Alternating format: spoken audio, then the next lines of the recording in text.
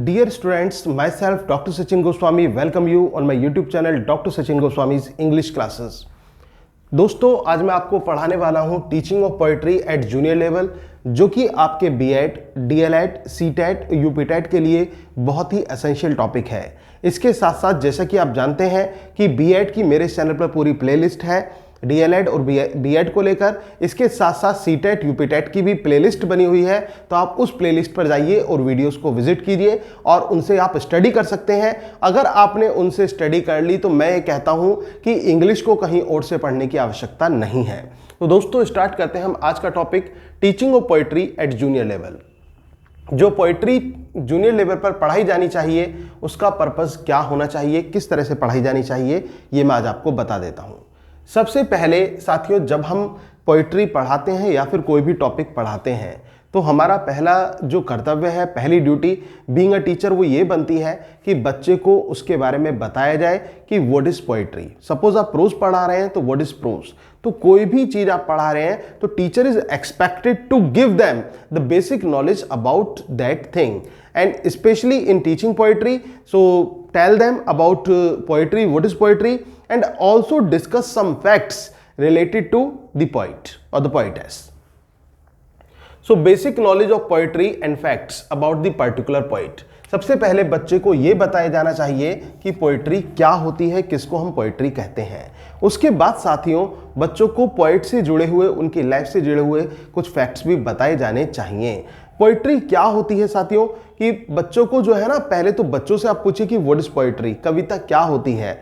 बच्चे अलग अलग तरह से रेस्पॉन्स देंगे कि पोएम ये होती है, ये होती है। फिर आप एक सही सटीक आंसर देंगे। फॉर एग्जाम्पल विलियम वर्ड्सवर्थ ने कहा था कि poetry is a spontaneous overflow of human powerful feelings.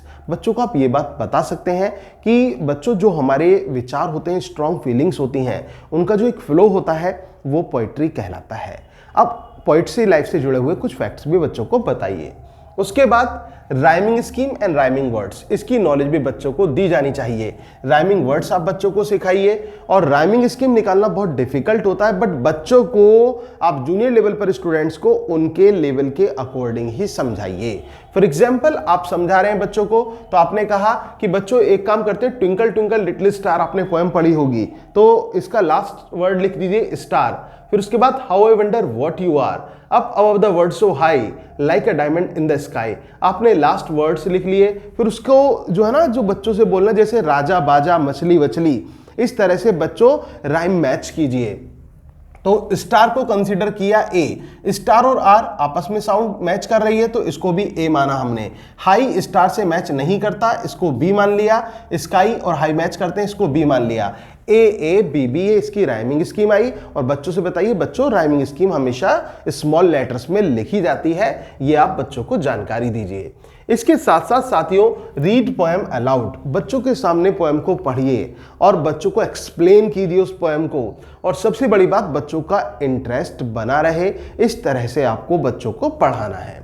Ask the students to memorize it and then recite it, बच्चों से कहो कि इसको मेमोराइज करें और फिर रिसाइट करें, यह भी टीचर की ड्यूटी बनती है। इसके साथ साथ ask the students to compose a poem on the same topic और इशू, बच्चों से ये बोलिए, बच्चों ये जो पोएम आपने पढ़ी इससे रिलेटेड आपको कुछ लाइंस लिखनी है, जो आपकी लाइफ में कुछ हैपन हुआ हो तो उससे रिलेटेड कुछ लाइंस आपको लिखनी है।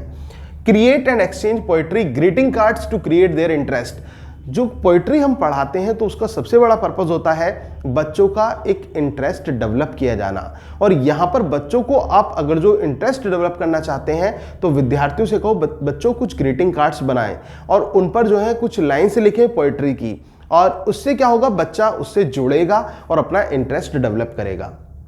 Establish the theme for classroom teaching, classroom teaching में उस तरह का माहौल बनाना बहुत बड़ी बात होती है। इसमें मैनेजमेंट का कोऑपरेट मिल जाए तो और भी अच्छा रहता है। इससे क्या होता है कि बच्चे का जो इंटरेस्ट है वो तो बनता ही बनता है, और वो इसके साथ साथ जो कविता है, पोएट्री है, उसको आसानी से समझ जाता है। तो एक थीम इस तरह की क्रिएट होनी चाहिए। Play literary quiz to increase vocab skills. This is one of the essential things while teaching poetry. You must organize some quizzes. कुछ क्विज जो राउंड है वो ऑर्गेनाइज करने चाहिए ताकि बच्चे जो है उसमें इंटरेस्ट ले सकें, क्योंकि क्विज का नाम सुनते ही बच्चा जो है ना थोड़ा सा बहुत ज़्यादा वो हो जाता है एक्साइटेड, और वो फिर कोशिश करता है कि वो अपना बेस्ट दे। तो इससे क्या होता है, वो पोएट्री के वर्ड्स को, लिटरेरी वर्ड्स को आसानी से समझता है। Define purpose of teaching poetry. Poetry पढ़ाने का उद्देश्य क्या है ये भी बच्चों को पता होना चाहिए। जैसे कि बेसिकली हमारा जो पर्पस होता है पोएट्री पढ़ाने का वो होता है प्लेजर, बच्चों को खुशी देना। प्लेजर का काम करती है कविता। Local trip that suits to the theme of the poem. जो कविता की थीम को सूट करती है ऐसी लोकल ट्रिप आप बच्चों को ऑर्गेनाइज कीजिए। जैसे पार्क ले जा सकते हैं, टेंपल ले जा सकते हैं, मॉस्क और चर्च, जो चर्च है वहां भी आप ले जा सकते हैं बच्चों को। तो इस तरह से बच्चों को आप लेकर जाइए as per the theme of the poem. बच्चे को उसकी पोएम की थीम के अकॉर्डिंगली विजिट कराना चाहिए और वहां पर बच्चे के सामने उस पोएम को रिसाइट भी करना चाहिए और उसको चीजों के साथ साथ डेमोन्स्ट्रेट करना चाहिए। Exchange of point of views. बच्चों से कहो कि अपने पॉइंट ऑफ व्यूज को वो एक्सचेंज करें, आपस में इंटरचेंज करें। तो ये भी बच्चों को कहा जाना चाहिए। Teaching of gestures. कविता पढ़ाते समय जो हमारे जेस्चर्स होते हैं, जो हमारे एक्सप्रेशंस होते हैं, वो बच्चों को सिखाए जाने बहुत जरूरी हैं। Draw students real life experiences. बच्चों से ये कहिए कि वो अपनी लाइफ के जो रियल लाइफ एक्सपीरियंसेस होते हैं उनको ड्रॉ करें और विद दी सुटेबल लाइंस के साथ उनको ड्रॉ करें। इससे क्या होगा, बच्चा इंटरेस्ट लेगा, कविता पढ़ने में इंटरेस्ट लेगा। Allow students for free writing. बच्चों से बोल दीजिए कि वो फ्री राइटिंग करें। फ्री राइटिंग मतलब बच्चों पर किसी प्रकार का बर्डन नहीं होना चाहिए कि उनको जो यहाँ पर राइमिंग स्कीम्स का यूज़ करना है या फिर उनको जो है जो लिटरेरी फॉर्म्स होती हैं उनका यूज़ करना है। नहीं, बच्चों से कहना चाहिए कि what ever you can write it freely. इसको फ्रीली लिखो। Celebrate, appreciate students' efforts, and whatever they have written that must be appreciated by their respective teachers. तो ये सबसे बड़ी बात है, जो भी बच्चे ने लिखा है उसको जो है अप्रिशिएट किया जाना बहुत ज़्यादा जरूरी होता है, जो भी विद्यार्थी ने लिखा है। क्योंकि बच्चे ने सपोज करो कुछ थोड़ा बहुत गलत भी लिखा है तो आप उसको प्यार से बताइए उसकी मिस्टेक्स को, ताकि उसको बुरा भी ना लगे किसी तरह से और वो एंजॉय करे आपके पढ़ाने के तरीके को। Ask them to discuss with their parents.